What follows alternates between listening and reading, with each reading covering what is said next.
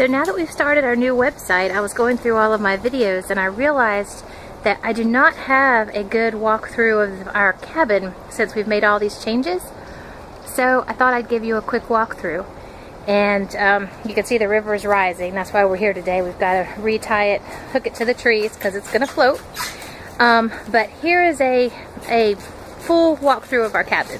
Starting with our steps, which you can tell is the only thing here that's not organic. But my husband found these. They're aluminum, so they're really lightweight.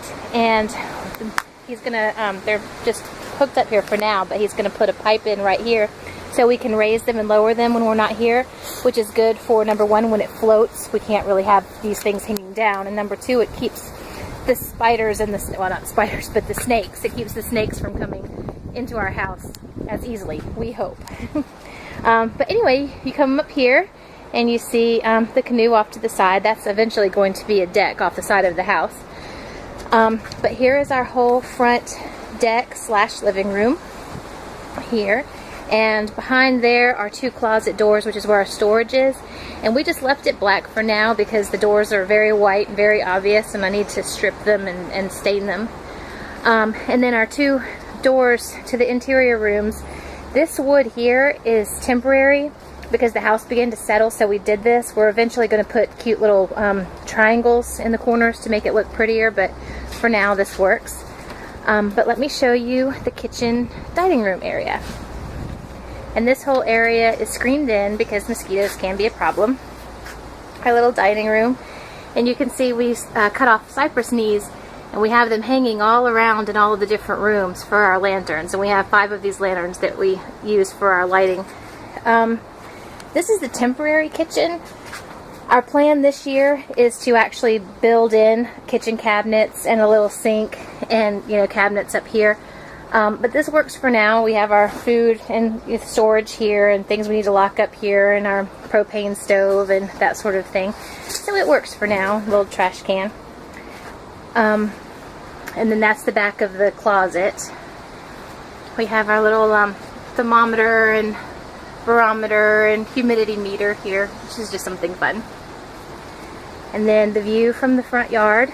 There's the river. It's going downstream here and down that way. This is actually not the river right here. That'll dry up when the river goes down to normal. And then our boat, which is how we got here. Our side yard.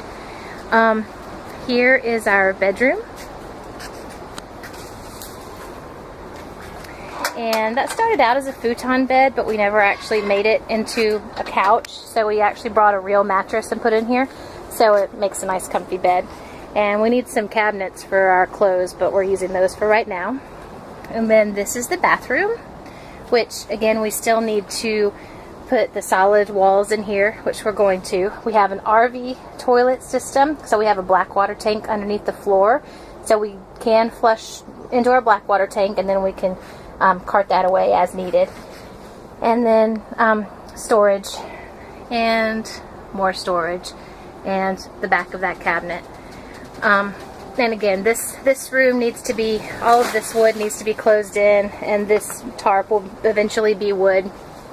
And you can see, again, we've got the little cypress knee. Actually, I don't think that's a cypress knee, that's a tree.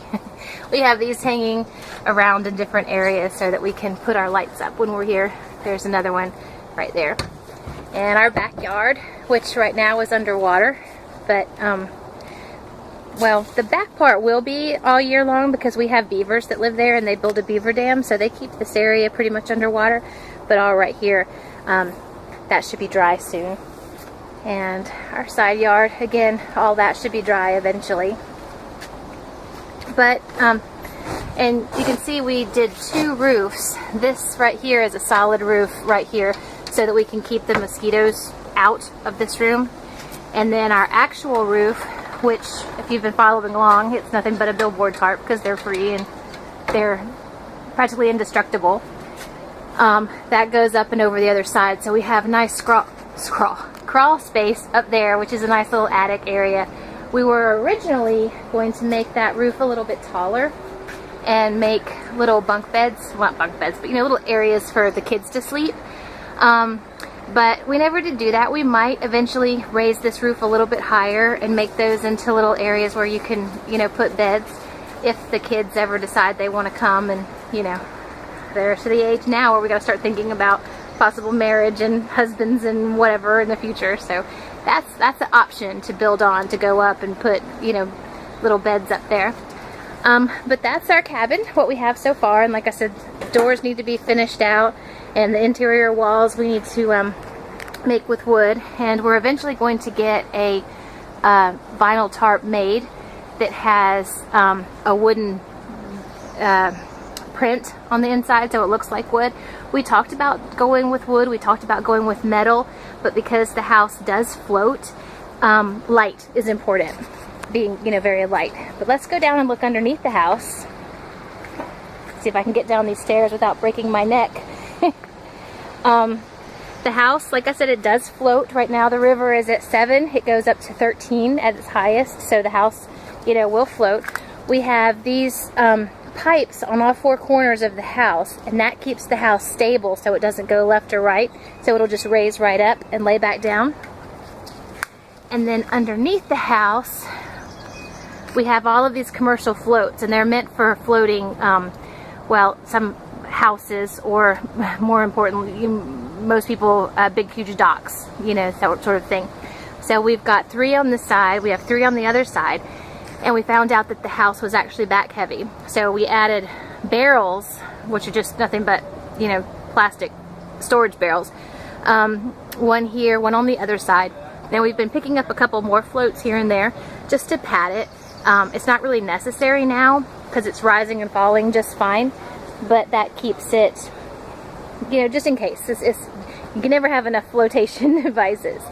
And then this, like I said before, we're going to turn that into a deck, and we've got, that's one piece of scaffolding. We actually, if you look through the trees, can I zoom with this thing? Yes, I can. Right there, we have more scaffolding, which was going to be our original house, and I said no. So we're going to bring that over, and we're actually going to make a huge deck here off the side of the house.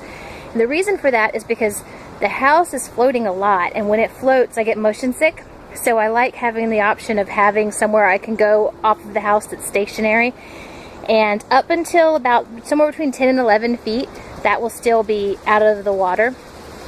And plus, you know, if we want to grill out, that'd be a good place to do it even when the water is high. So let me see, what else? You can see the house, we're hooking it to the trees there and there. And there's another one right here that goes up to this tree. That keeps the house from going backwards when the river rises, because when the river rises, since we're on a bend, it will just come straight into the house, so all of the current comes this way.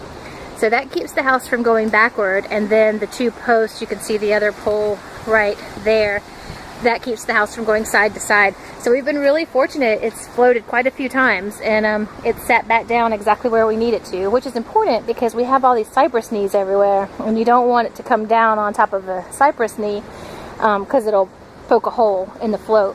But so far we've been really fortunate that it comes straight down. And you can see, because we are on a sandy ground, my husband did put legs down underneath the house, so it's sitting on legs. And he put flat boards underneath the base so that it won't sink into the dirt. It gives it more of a surface area. So that works out really well. So right now, the house is sitting on all of its legs. But when the water rises another 2 feet, the house will float, and then it'll just come right up, and then it'll come lay right back down. So anyway, I think that's the full walkthrough on the house. I don't think I have anything else to show you. If you have questions, or you have something else that you'd like to see, or you'd like to see, you know, a more close-up version of it, let me know in the comments or write me a message, and I'll be happy to make another video and show you whatever it is you need to see. But this is our house, and we are super excited about it, and so thanks for watching.